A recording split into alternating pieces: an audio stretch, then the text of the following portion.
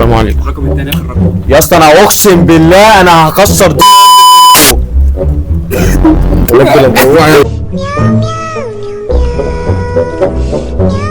استنى خلاص فتح بسرعه عشان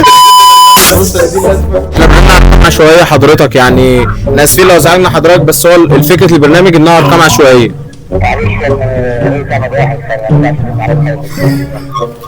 تمام يا باشا، متاسفين لحضرتك لو زعلنا حضرتك في حاجه.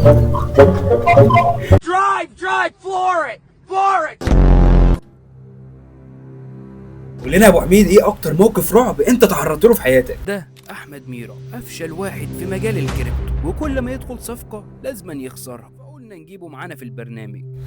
اكتر موقف رعب تعرضت له في حياتي، بص هو الموقف الرعب الحقيقي اللي انا تعرضت له، يعني اللي كان يعتبر رعب،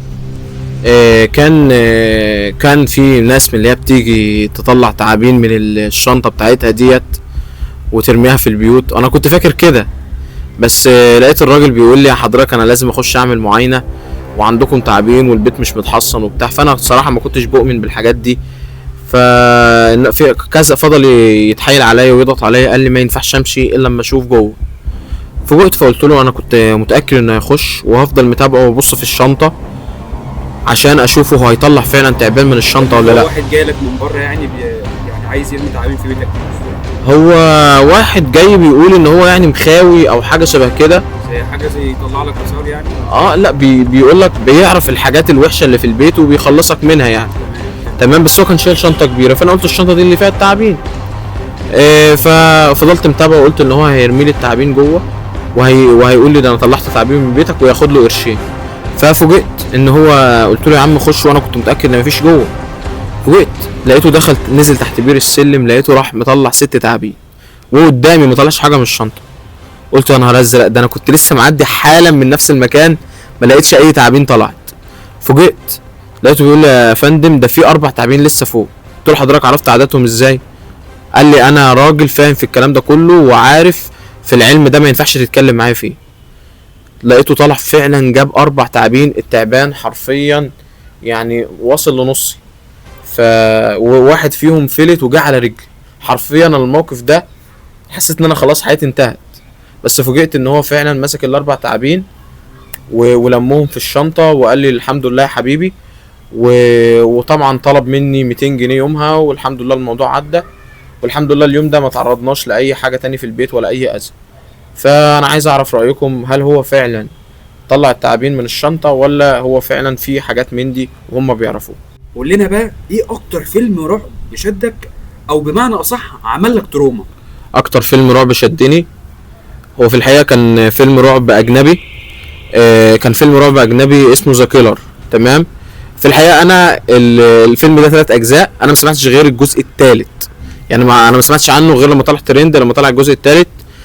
ده عباره عن مهرج كده يعني اللي لابس قناع بيخش بمنشار حرفيا البيوت عشان يسرق، فبيبقى عامل حسابه على المنشار ده، بيخش وقت الساعه 4 الفجر بالظبط، يخش يقسم الناس نصين ويقطع بالدماغ، كان بيفرتك الناس حرفيا. وكان ممكن يخش الراجل ومراته نايمين يقسم الراجل نصين على ما مراته تصحى يخلص عليها هي كمان. فبجد كان فيلم رعب بامانه يعني، وكان ممكن حتى يفتح بق حد ويحط فيه بتاع كده عامله زي الكوبايه ويرمي فيها صراصير جوه. حرفيا كان قذاره ورعب في نفس الوقت. فده يعني كان اكتر فيلم رعب وقرف في نفس الوقت مع بعض.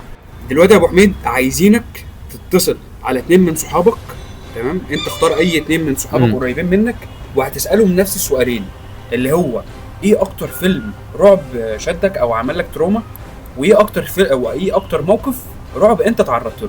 تمام، دول السؤالين اللي انت هتسالهم لاصحابك. يا حبيبي الو يا حبيبي قلبي عامل ايه؟ الحمد لله. بقول لك في موقف كده، اصلا انا في برنامج دلوقتي، تمام؟ يعني حاجه كده زي الحاجه على اليوتيوب كده، تمام؟ بتكلم بجد والله ما بهزرش. تمام، فاوعى تشتم. فالبرنامج ده حبيب قلبي يعني فكرته ان انا بسألك سؤالين وانت بتجاوب عليهم. تمام، فانا هسألك دلوقتي، جاهز؟ ماشي. تمام، ربنا يستر. ايه اكتر موقف رعب اتعرضت له في حياتك؟ موقف رعب، اكتر موقف رعب اتعرضت له في حياتي. بس بلاش موقف قبيح. لا ده مش رعب كده، ده كده موقف مضحك. تمام. اختار حاجة كويسة يعني. والله مش يعني افتكر كده. مش فاكر، مش متذكر دلوقتي. هو الزلزال اللي حصل من يومين. لا والله. الزلزال اللي حصل من يومين. يا حول الله، ده اكتر موقف مرعب. الحمد لله، يعني ربنا ما يجيب رعب ابدا. امين يا رب. طب ليه الزلزال كان مرعب بالنسبة لك؟ لان كان اول مره اشوف زلزال بالقوه دي، لان انا حتى ما حضرتش زلزال الحمد لله 92 وربنا ما يجيب زلازل تاني يعني. امين امين يا رب. بص، هو حقيقة حلو الموقف. لان انت فعلا افتكرت طبعا، قلت ان دي نهاية العالم بقى، وقلت ممكن يحصل فعلا زلزال ويهد البيت او كده بعد الشر. تمام حبيب قلبي، تمام كده. السؤال الاول. فاضل السؤال التاني. ايه اكتر فيلم رعب شدك او بتحب تشوفه؟ فيلم رعب شدني؟ فيلم رعب بس لو اجنبي يكون احسن يعني. لا انا مش من هواة الاجنبي بصراحه. يعني مفيش ولا فيلم رعب سمعته قبل كده عجبك او شدك او بتخاف لما تشوفه؟ في فيلم مصري مش فاكر كان سنه كام يعني، او قريب يعني من سنين قريب. تمام. كان فيلم اسمه كامب بتاع لطفي لبيب، لو تعرفه. طبعا كلنا عارفين لطفي لبيب يعني. لا فيلم كامب. يعني كان من الافلام المرعبه بالنسبه لك؟ من الافلام المرعبه اللي انا شفتها يعني، وكان ده اخرك في الرعب يعني؟ ايه؟ ده اخرك في الرعب يعني، انا افتكرتك هتقول حاجه اكتر من كده. بس ده من الافلام اللي انا بحبها. مفيش مشكله، بس يعني هو فيلم كويس برضو الصراحه، ما نقدرش نقول حاجه، بس اكيد في افلام مرعبه اكتر من دي. لا ماشي، بس انا مش جاي في دماغي دلوقتي، لكن الافلام المتذكرها يعني كان فيلم كامب. الله ينور يا حبيبي. اهم حاجه ما تنامش لوحدك النهارده بقى. ليه يا عم؟ لا حاسب، عشان في عفاريت بتيجي في المكالمه دلوقتي. ايه؟ يلا سلام عليكم يا حبيبي، اكلمك تاني. ماشي، شكرا شكرا. يا مروان عامل ايه يا حبيبي؟ الحمد لله بخير. الحمد لله. بقول لك يا حبيبي، انا في حاجه شبه برنامج كده، وكنت هسألك سؤالين بس كده هتجاوب عليا، تمام؟ ايه؟ كنت انا في حاجه شبه برنامج، كنت هسألك سؤالين هتجاوب عليا. تحت امرك يا ميرا، انا ليه؟ حبيبي دايما دايما يا حبيبي. ايه كنت عايز اسألك بقى، كنت عايزك تقول بصراحه يعني ايه اكتر موقف مرعب اتعرضت له في حياتك؟ انا؟ اكتر موقف مرعب اتعرضت له في حياتي؟ ايوه ان شاء الله. اكتر موقف مرعب كنت خايف منه ولا كنت متوتر منه؟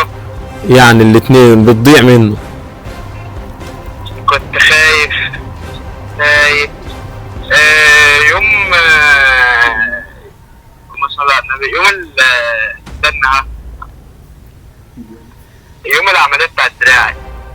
يا حول الله يا رب، حصل معاك ايه؟ انت كنت موجود لما الدكتور قال لي هتخش عمليات واحتمال الدراع ما يبقاش فيها مسام. افتكرت لما انت اتكسرت في دراعك. انا كنت مرعوب اوي، كنت خايف. كنت خايف لا تخسر دراعك خالص؟ تمام يا حبيبي، تمام. الحمد لله انها عدت على خير. طب انت دراعك دلوقتي بقى كويس؟ ايوه الحمد لله. كنت هسألك سؤال كمان كده. حبيبي ايه اكتر فيلم مرعب سمعته في حياتك؟ اكتر فيلم مرعب سمعته في حياتك؟ هما كتير. استنى، كان فيلم سكريم. كان فيلم سكريم الجزء الاخير، الجزء الخامس. فيلم ايه؟ فيلم سكريم. تمام حلو. ايه وفيلم الراهبات. تمام. لا خلينا في سكريم بس، خلينا في سكريم. ايه اللي رعبك فيه، او ايه اكتر مشهد مرعب فيه؟ اللي هي لما كانت في اخر الفيلم، لما كانوا رايحين مع اصحابهم ما كانوش يعرفوا اصحابهم هم الناس المقاتلين اللي بيموتوا في الناس، اما دخلوا قاموا غادرين بهم موتوهم. لا والله. والله. لا انت هتخلينا اسمع الفيلم بقى. ايه؟ خلينا اسمع الفيلم. اسمع، انت لو ما سمعتوش يبقى فايتك كتير. هيفوتني كتير من الحلقات. لا خلاص تمام يا حبيبي، تسلم تسلم يا مروان يا حبيبي، وان شاء الله بحتاجك في التقيلة يعني باذن الله. دلوقتي يا احمد في الفقره الثالثه والاخيره ليك معانا ان شاء الله، عايزينك ترن على رقمين عشوائي وهتسالهم نفس السؤالين اللي انت سالتهم لاصحابك. تمام تمام. مساء الخير يا فندم. مساء الخير. الو. مساء الخير يا فندم. السلام عليكم. قفلت في وشي. السلام عليكم. اهلا وسهلا بحضرتك، اتشرف بحضرتك. حضرتك اللي تعرف. حضرتك احنا من فريق اعداد برنامج فانتوم على يوتيوب، احنا بنسأل حضرتك سؤالين لو حضرتك حابه تشاركي معانا في البرنامج. لا مش حابه اشارك والله. تمام شكرا. الو. ايوه يا فندم. ايوه يا باشا، حضرتك بقول لحضرتك احنا 2 شباب عاملين برنامج تمام لسه في بدايته، فحضرتك لو حابب تساعدنا يعني احنا بنسأل بس سؤالين كده في البرنامج بتاعنا، فلو حضرتك حابب تساعدنا يعني ان احنا نعمل الحلقة بتاعت النهارده. اسئلة عادية خالص يا باشا. ماشي؟ تسلم يا باشا. تمام. هو حضرتك الاسئلة سهلة خالص. تمام؟ هما سؤالين. ماشي يا باشا. ايه اكتر موقف محرج او اكتر موقف مخيف اتعرضت له في حياتك؟ اكتر موقف مخيف حضرتك اتعرضت له في حياتك ايه هو؟ ايوه يا باشا. تمام. ايه اكتر موقف مخيف حضرتك واجهته في حياتك؟ في موقف مخيف مثلا، حاجة شفتها خوفتك رعبتك كده وترتك؟ ايوه يا باشا. ايه اكتر موقف خوفك في حياتك او وترك؟ يعني موقف واحد بس، احكي لنا اي موقف. موقف واحد بس. موقف واحد يا باشا لا احنا مش عايزين اكتر من موقف يعني. هو موقف واحد بس اللي خوفني. ايوه يا باشا احكي. كنا جايين من البحر. تمام تمام. واحنا جايين عربية خبطت، هو بس الموقف ده. لا والله. طيب وصاحبك كويس ولا حصل له حاجة؟ اتوفى الله يرحمه. الله يرحمه. الله يرحمه يا باشا، ويعوضك بصاحب تاني بإذن الله يكون في عزه كده. امين يا رب. امين يا باشا. فاضل سؤال واحد بس وحضرتك اللي يبقى كتر خيرك والله. ماشي يا باشا. ايه اكتر فيلم رعب اتفرجت عليه؟ اكتر فيلم رعب اتفرجت عليه. يعني لو مصري ولا اجنبي عادي فاهمني؟ ايوه. لا اجنبي. تمام حلو. كان اسم الفيلم ايه؟ كان اسم الفيلم ايه اللي انت اتفرجت عليه؟ او ولا ايه اللي كان بيحصل فيه طيب؟ ايه اللي كان بيحصل فيه؟ يعني ايه اللي خلاك تقول ان ده اكتر فيلم رعب شفته؟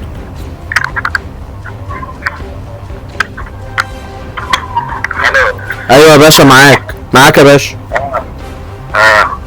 ايه اكتر فيلم رعب شفته قبل كده اللي انت بص كنت قاعد في الفيلم كده بتقول يا رب يخلص؟ كان فيلم كده بس والله ما حافظ اسمه. مفيش مشكلة. كان بيحصل في الفيلم ايه يعني؟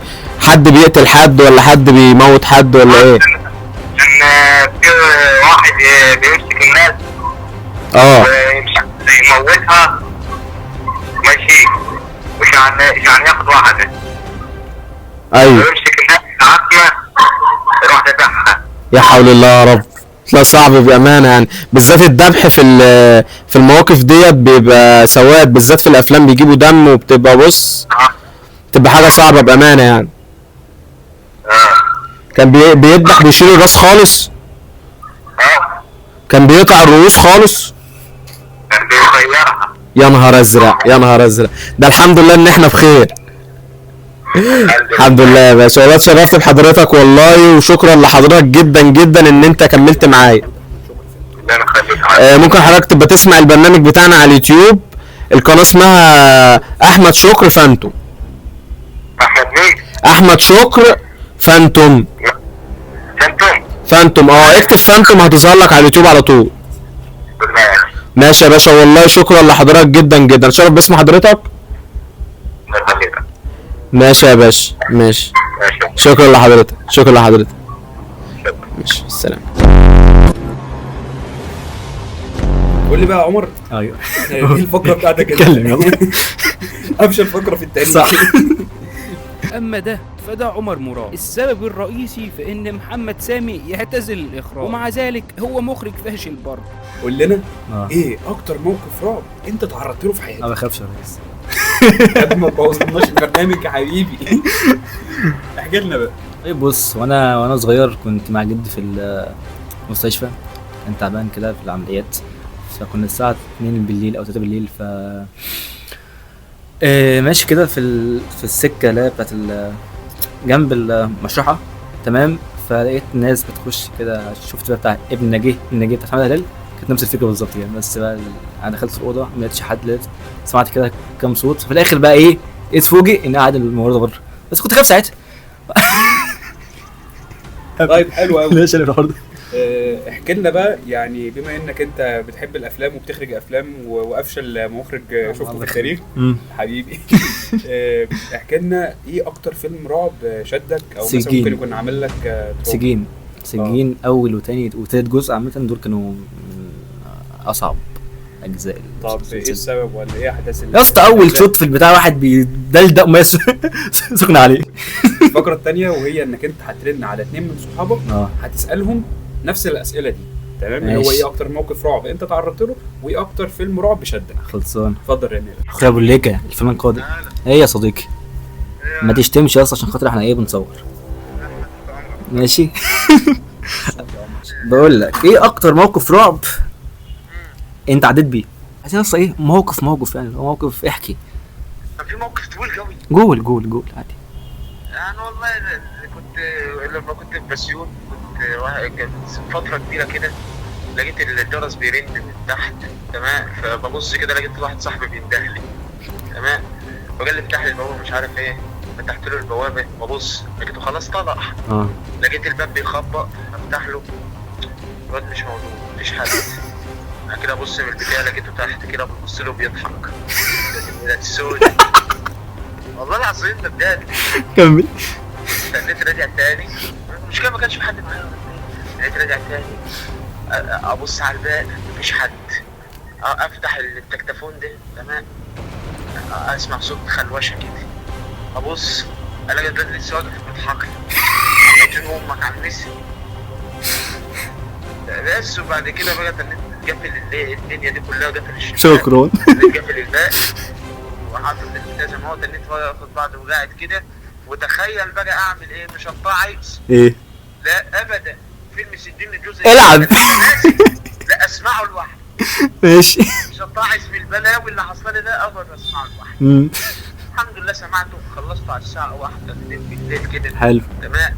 ادخل انام، اسمع صوت صاحبة سكاكين في المطبخ، عندك ابوك في الارض، انتوا ايه مالكمش غير النهارده؟ والله العظيم ده انت واخد بعض بقى، اخر مزاج تاني مشغل قران هناك. حلو. ماشي يا عم، ده اول سؤال. تاني سؤال بيقول لك ايه اكتر فيلم رعب انت بتحبه؟ سجين. احنا جزء بقى؟ في جزء تمام، الجزء الاول بس النسخه التركي، لان النسخه الاندونيسيه يعني بالتعديلات بتاعتها يعني بيقولوا رعب ومش عارف ايه، بس انا ما شفتش فيها اي رعب. تمام. في النسخه التركي والنسخه الاندونيسي. تمام. يعني وفي بقى في منهم جزء مش فاكر كان الثاني او الثالث. افتتاحيه الفيلم كده واحد بيتوضا، واول ما خلص كان جايب ميه نار وبلعها. ده انت اخويا يلا. والله انت اخويا، نفس الرد خلي بالك. شفت. ايش يا عم بقول لك؟ خلصانه يا عم. هنطلع السي بي سي. على السي بي سي. خلاص كده خلينا. اخويا علاء، انت نايمه؟ لا. ماشي. سبيكر دلوقتي ماشي. يا بنتي هسألك سؤالين تمام وهترد عليهم بس. حلو، اول سؤال ايه اكتر موقف رعب انت عديتي بيه؟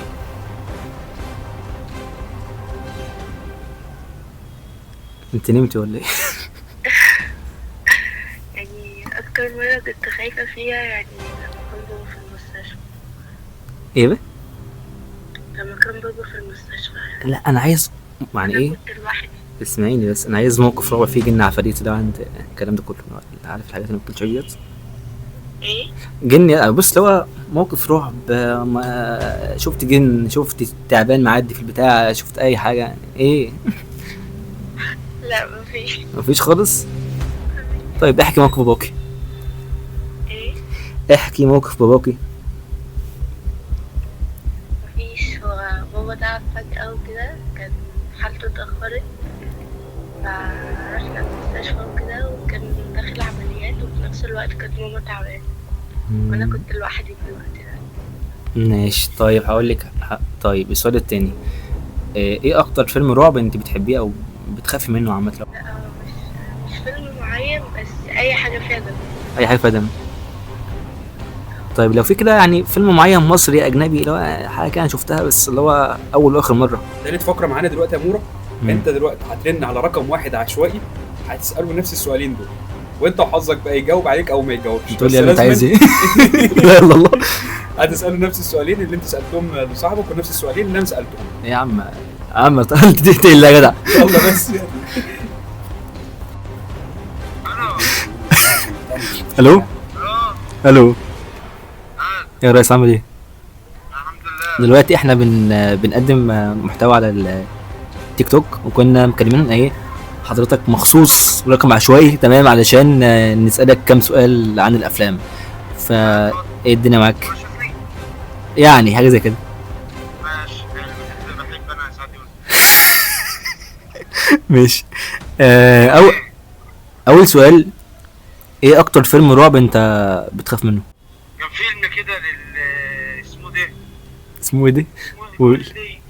قول لي بقى. عادل امام لما كان عامل دور عفريته مع اللي هي الوليه اللي اسمها يسرا دي، وكان بينزل لها دم من الدش وحاجات من دي. فاكر اسمه؟ يا عم قصدك على الفيلم العظيم بتاع الاستاذ الكبير عادل امام انس والجن. ربنا يبارك في عمره. يا رب يا رب، ده زين برضه. الناس بتتكلم بيقعدوا يقولوا مات ومش مات، ده عايزين يموتوا الراجل. مش عارف ايه. ماشي يا حاج. طيب حلو، ايه اكتر موقف رعب انت عديت بيه وقلت ان ده الموقف ده الحمد لله ان عديت؟ طيب يا حاج، ايه اكتر موقف رعب انت عديت بيه وقلت الحمد لله ان ايه ان يعني انه عدى عامه يعني؟ يا لهوي يا لهوي. عندنا في الارض بلاوي بتحصل والله. بكون والله بنام انا يعني ايه، بس انا النهارده مسهر شويه بقى، انت عارف النهارده الخميس وايه. طيب يعني طفايه اهي. بنام انا على الساعه 9 كده عشان ايه اصحى انا على الفجر، يعني الفجريه كده اصلي الفجر وانزل بقى على الارض ولا ايه تحرد بقى صح؟ يعني الم العفش. فالمهم المهم نزلت فعلا. انا في مره تمام، بس ما نزلتش بقى بعد الفجر، نزلت قبل الفجر كده على الساعه 2، ما كانش عيني نوم، كنت اما انزل اقعد في الارض شويه. حلو. راجع بقى من على الارض يا حاج. ايوه. الدنيا مكتوبه، وكنا ساعه اسمها دي القمر كان طالع بدرية. تمام. ماشي. القمر كان كامل كده بدري يعني. ايوه ماشي. ماشي. وانا راجع بقى البيت كان على الساعه 3:30 الوقت ده كده، حلو. اسمع حد بيندهني يا عبد سميع يا عبد سميع. مين دي؟ ابص ورايا مش حاجه، يا عبد سميع يا عبد سميع. ماشي. السود الله يحرق عبد سميع ولا واحد. ابص ورايا برضه ما لاقيش حاجه. جامد. افتكرت انا بقى البتاع اللي كانوا بيقولوا عليها ديت الوليه اللي هي النداهه دي. قلت مصيبه بقى، لان كان بيقولوا عندنا في البلد قالت لي يا انت حاطط الحقيقيه تحت بطاطا غلط. المهم كانوا بيقولوا عندنا في البلد ان النداهه ديت لو ندهت على حد بالليل، خصوصا هي ساعه الفجريه كده، ندهت على حد بالليل بتاخده بالطرعه وتغتصبه. وانا الوليه بقى بتغتصب مصيبه، خدت بعض بقى وجريت يا اخي، قلبي وجع في رجلي. قلت الحمد لله، دخلت عمال ارزع على الوليه يا ام محمد افتحي يا محمد افتحي، وهي تقول لي فرشه بسبع انه جاموسه نايم. والله ماشي يا حاج، خلاص تمام، شكرا ليك والله. خلاص يا حاج، وقت البرنامج يا حاج، خلاص يا حاج. الدنيا تمام الحمد لله. ماشي خلاص كويس، شكرا ليك يا حاج والله. الو ايه يا حبيبي، ايه خلاص شكرا ليك يا حاج والله، انا متشكر ليك انك كنت معانا في هذه البرنامج اليوم. ايه؟ مش فلوس؟ لا مفيش فلوس والله يا حاج للاسف. الله يرزقك. طبعا الحاج محمد باين كان هيشتم، بس الحمد لله احنا لحقنا الموقف في اخر لحظه. نجحنا. حبيبي عمور عامل ايه؟ جاهز يا اسطى؟ زي الفل. جاهز، انا مش جاهز. ضن ده بقى احمد شكر، احسن واحد بيقدم فيديوهات رعب بتموت الناس من الضحك. ازاي؟ الله اعلم. تسمع مني؟ اخوك الكبير. طبعا. اقرا كتاب او العب كوره السرعه. دي رخمة جدا عارفها. اعمل اي حاجه غير التاليف والكلام الفاضي ده. خلاص ماشي. بص انت اكيد شفت الاحداث اللي انت حاططنا فيها، ف هتاخدها دلوقتي. يا رب سهل. الاول كده، ايه اكتر فيلم رعب انت قلت مستحيل اكمله؟ يعني وانا مش محضر حاجه، بس اللي في دماغي دلوقتي مثلا يعني ممكن اقول لك زنان. ليه بقى؟ يعني بص انا مش متذكر الاحداث بتاعته قد كده، لان تقريبا هو سمعته مره واحده واللي هو خلاص شكرا على كده. بس مثلا ممكن اقول لك اكتر حاجه سمعتها خالص كان سجين، تقريبا سمعت منه 3 اجزاء، الرابع ما قدرتش ان انا ادخل عليه. طبعا. والله كل الكلام ده. لا وخصوصا اللي انا كنت بجلد ذاتي وباجي اسمعه بعد الساعه 12 جامد ده. وفي الايام العاديه مش في رمضان يعني، مثلا يعني اللي هو بيبقى قاعد كده قريني قاعد جنبي بيتفرج معايا. حلو ده، حلو جدا. واخد بالك؟ فيعني مش محتاج ان انا احكي الاحداث بتاعته، لان تقريبا المكالمات بتاعتنا اللي عملناها اللي فاتت وكلكم يعني ايه حكيتوا بما فيه الكفايه. ادخل السؤال اللي بعده. ايه اكتر موقف رعب انت عديت بيه وقلت الحمد لله اني عديته على خير وكملت حاجه؟ بص هو ممكن ما يحتسبش موقف رعب قد كده، تمام، وخصوصا هو ما حصليش يعني وانا كبير، اللي هو انا شاب في السن ده، يعني هو حصل لي من زمان قوي وانا صغير، يعني كان ممكن اقول لك وانا عمري 7-8 سنين في الحدود دي كده. كنت انا قاعد في بيت جدتي القديم، الله يرحمها طبعا، يعني ترحموا عليها. فهي كنت انا وهي بس قاعدين في البيت مع بعض، تمام. فانا كنت متعود ان انا ببقى قاعد جنبها بلعب مش عارف ايه، بعمل اي حاجه كلام من ده. فهي الاوضه اللي كنا قاعدين فيها هي سابتني وخرجت، مش عارف كانت مشغوله في المطبخ ولا كانت مشغوله في ايه هي كده. المهم لقيت حد جاي لي على الباب، هو كان لابس ابيض في ابيض، يعني الموقف ده بجد حقيقي والله وحصل بالفعل. لقيت حد لابس ابيض في ابيض واقف قدامي، ومجرد ما جدتي سابت اللي في ايديها وجات الشخص ده اختفى. بس انا كنت قاعد، انا كنت قاعد بجد والله، يعني انا فرحان. انا فرحان يمكن يعني حد لابس ابيض في ابيض بجد عمر حضرته. لا والله يعني ما اعرفش يعني هل ده كان ملاك من عند ربنا ولا ايه، يعني الملامح بتاعته كانت موجوده، بس انا افتكر ملامحه دلوقتي لا، مش عارف اتذكر ملامحه. بس الايه الفكره الثانيه ان احنا نتكلم 2 من صحابك واللي احنا عملناه انت هتعمله دلوقتي. بص يعني عايز بقى يعني نوع كده من الناس بتفهم في الافلام، عشان خاطر احنا الحمد لله انا بص انا هنقي 2 كده من عندي ولا حاجه، تمام، فايه زي ما تيجي بقى. ماشي اوكي. بسم الله الرحمن الرحيم. يا باشا يا دولة عامل ايه؟ يعني كله تمام. ايه انت فينك كده؟ عند عمي في البيت. المهم كده انت فاضي دلوقتي كده، عايز اكلمك في حاجه. عايز تتكلم في ايه؟ قاعد معاه. خلصان، انا بصور فيديو دلوقتي، تمام ماشي، ومن ضمن فقرات الفيديو ده اللي انا برن على 2 من صحابي يعني كده وبسالهم سؤالين. خلصان. فانت ايه، فانا عايزك كده تركب معايا السلام بقى كده وتكون انت فاهم الدنيا. ماشي بس قول لي هبدا واسالني يا عم. انا بادئ اصلا. طب يعني في المونتاج ده الكلام ده الاول. يا عم مالكش دعوه انت المونتاج بقى، انت مالكش دعوه انت. ماشي انت على السبيكر معايا. ماشي افتح السبيكر انا على يا عم، انا اللي على السبيكر معاك يا عم، انت راضع ايه؟ ماشي يا عم، عادي بعيش. يا اسطى قول لي ايه هو اكتر موقف رعب انت تعرضت له؟ لو تفتكر الحاجات اللي انت كنت بتحكيها لنا في السكن بتاعت الحوارات القطط والكلام ده كده، ايه فاحكيها لنا تاني هنا. يا عم الحوار يا اسطى بتاع لما كنت مروح بالليل. كان في عندك مش عارف يا اسطى، كان في قطه كده. فضلت نونة غريبة. بعد كده انا دخلت، فضلت تمشي ورايا حبة حلوين كده. وبعد كده يا اسطى هي مشى انا بصيت عليها مشت فجأة اختفت مرة واحدة. عشان اختفت ازاي؟ عشان انا اترفت. بس يعني ده اكتر موقف يعني من ضمن المواقف كلها. يعني انت عايز قطة ماشية فجأة راحت مختفية مرة واحدة قدام. الكلام ده كان الساعة كام مثلا بالليل كده ولا حاجة؟ 3. انت ايه اللي نزلك في الوقت ده يعني؟ مش فاهم برضه. كنت راجع من الشغل يعني. مش دعوة، اروح اصلي وارجع اطلع. حلو اليومين دول بقى في مشي في قطة جديدة جات. القطة الجديدة اللي جات يا اسطى هي سمرة بس ظهرها كله في صفار. في شعر اصفر فصل. فدي هي برضو تسلهم ولا بره عندهم اللي ما يبقاش فيها. المهم تاني سؤال، ايه هو اكتر فيلم رعب انت سمعته ومثلا عمل لك تروما مثلا ولا حاجة؟ والله يا احمد سواء مصري او اجنبي. سواء مصري او اجنبي. لا كان فيلم هندي بسمعه وانا صغير. كان فيلم هندي بسمعه وانا صغير. ايه هو اسمه ايه؟ مش فاكر اسمه بس كان رعب يعني. كان فيلم مرعب. طيب طب احكي لنا احداث الفيلم كانت عبارة عن ايه مثلا؟ كان عبارة اصلا في شبح بينزل جاي وراك. شبح ماشي والله جاي اهو يلا نازل. ماشي يا احمد كمل. ماشي. كان عبارة يا اسطى شبح نزل على القرية كلها. بس كان شبح شكله يخوف، وطبعا انا كنت اسمعه وانا صغير فطبعا لازم يخوفك. ايوه.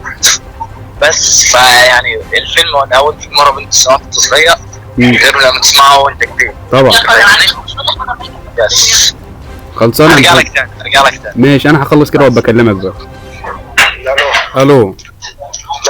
ايه يا عم المهم ما بتردش علينا ليه؟ الحمد لله. المهم دلوقتي انا بصور فيديو تمام، واللي هو انا المفروض بتصل على حد من صحابي يعني وكده وبساله ايه سؤالين. خلصانه؟ بساله ايه؟ سؤالين. تمام ماشي. دلوقتي انا هسألك اول سؤال وانت رد عليا. الو. هو ايه اول سؤال؟ قول لي ايه هو اكتر فيلم رعب انت سمعته ومثلا وعمل لك تروما؟ اكذب يعني؟ لا يا ابني انا بصور يا ابني حرام عليك والله. اكذب يا عم اكتر فيلم رعب عجبك؟ يا اسطى انا مفيش حاجه بتخوفني في الدنيا دي كلها غير المراجيح. بلطجي. زيدان مراجيح. انت هتطلع في الفيديو. اطلع في الفيديو. ما تطلعنيش باسم، طلعني باسم مستعار. باسم مستعار ده انا هطلعك باسمك وهطلعك برقمك وهطلعك بكل حاجه. هتشيرني يعني؟ انجز. المهم اللي هو فيلم اللي هو الراهبة تقريبا. اللي هو الاحداث بتاعته. الاحداث ان واحدة في الدير اللهم صل على النبي. مش فاكر والله يعني هي واحدة في الدير بس. طيب افتكر اي فيلم تاني كده واي احداث منه. ما هو انا مش مدمنين الافلام الرعب يا عم اي فيلم رعب سواء مصري اجنبي هندي روسي اي حاجه. اللي عجبني يعني اقول لك المصري مثلا. ماشي. كام بحب عجبني جدا.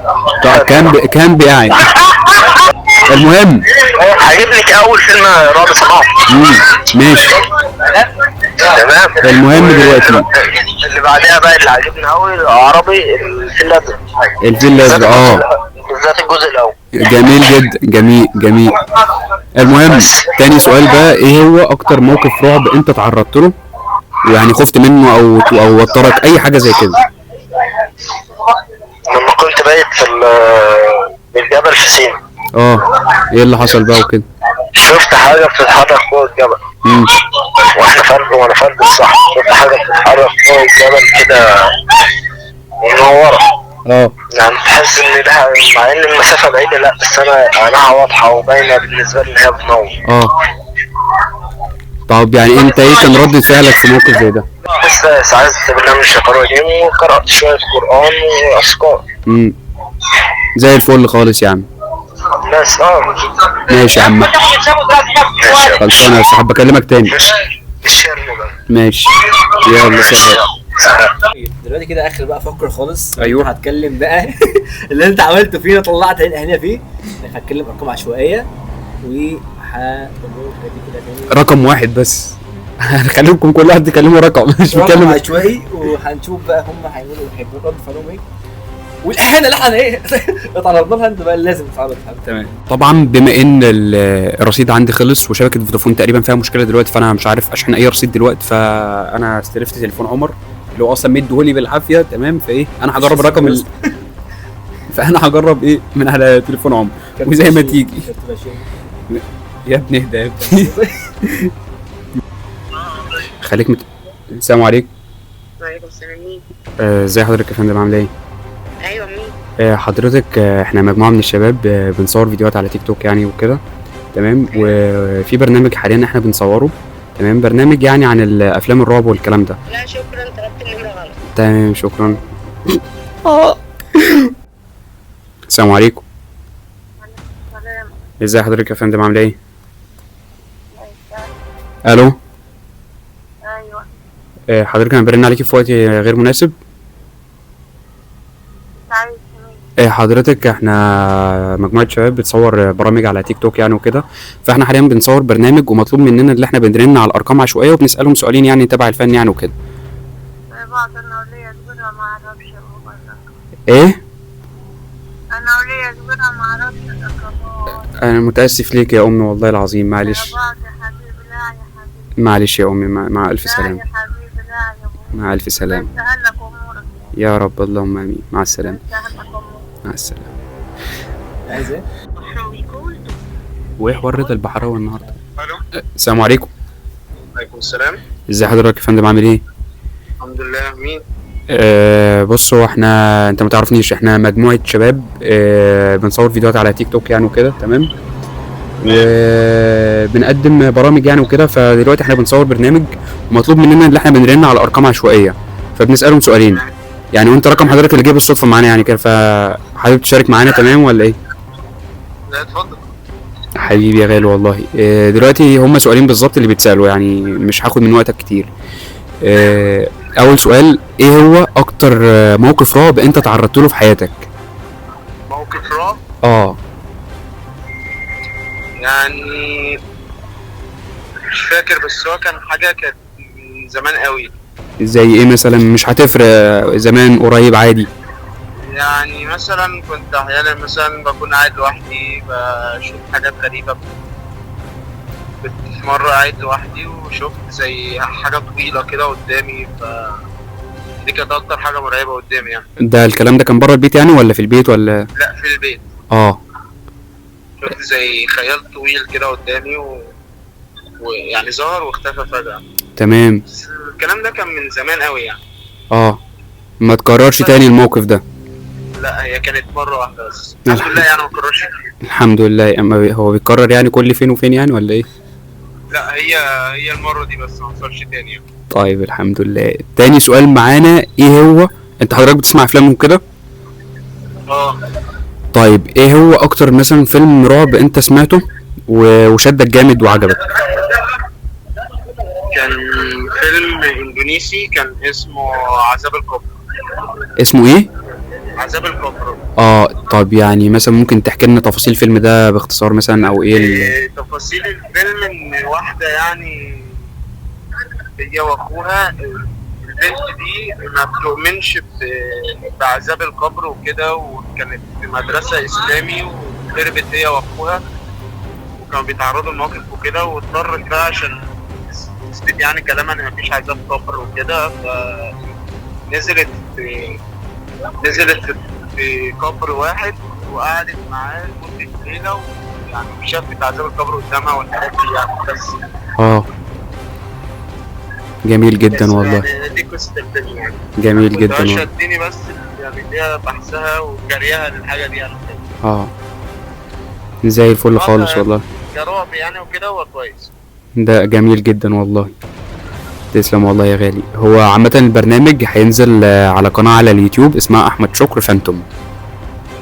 تمام ماشي. ممكن تبقى تبحث عن القناة والفيديو ان شاء الله كده لما يخلص هينزل باذن الله. ممكن ينزل يوم الجمعه، ممكن ينزل يوم الاحد او الخميس اللي جايين باذن الله. خلاص تمام ماشي يا غالي. هو عامه برضو عشان تبقى عارف رقمك مش ظاهر معانا خالص ولا اي حاجه، هو صوتك بس. تمام. ماشي يا غالي، مع السلامه. مع السلامه. بس كده وبكده نكون احنا انتهينا من فقرات البرنامج. اتمنى يعني يا رب انها تكون عجبتكم، وان شاء الله باذن الله كده بدون مقاطعه لو الفيديو ده نجح او البرنامج ده نجح في العموم هيكون في فقرات جديده، هيكون في حلقات جديده وسلسله كبيره منه يعني كده باذن الله. فما تنساش تشترك في القناه وتفعل الجرس عشان يوصلك كل جديد انا بنزله. والخاتمه بتاعتي اللي انا بقولها لكم كل مره طبعا مش هنساها لكم. واخيرا انا احمد شكر، وحكايتي دايما في انتظاركم. مش صنع، اضحك لأم الكاميرا. اهي يا جو اهي. قول لنا ايه اكتر موقف رعب انت تعرضت له في حياتك؟ انا ما حضرتش كلام يا اسطى. انت بتعمل ايه؟ انت بتاخدني في مره واحده كده. يا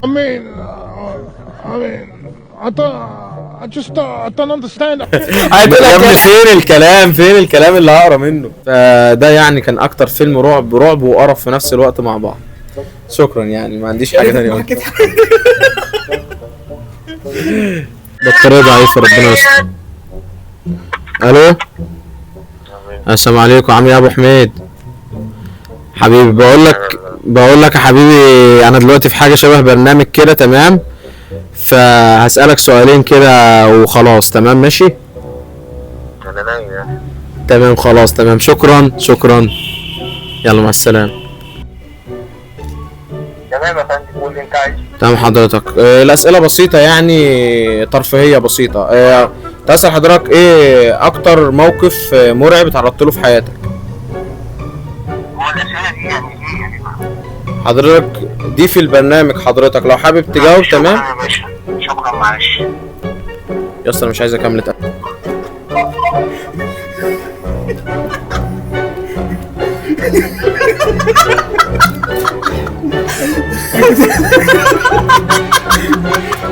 ماشي. يلا سلام.